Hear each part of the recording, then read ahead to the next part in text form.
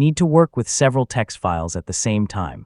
Notepad makes this easier with its tabbed interface on supported Windows versions.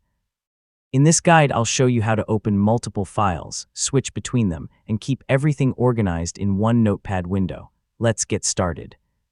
First, make sure the text files you want to open are saved somewhere easy to access, such as your Documents folder or desktop.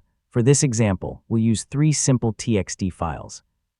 If your files are stored somewhere else, just navigate to that folder. Start by opening the first text file. You can double-click it in File Explorer, or right-click the file and choose Open with Notepad if that option is available. The document will open in Notepad, and you're ready to add more files.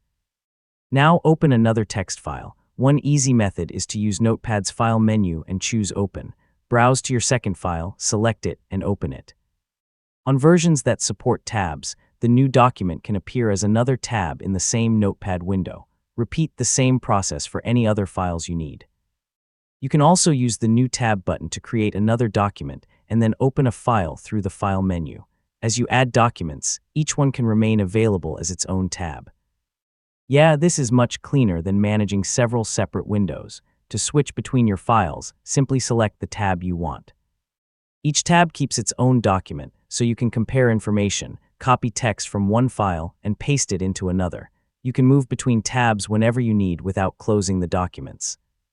If you edit a document and then try to close its tab, Notepad may ask whether you want to save the changes. Select Save if you want to keep your edits, or choose the Discard option if you're sure you don't need them.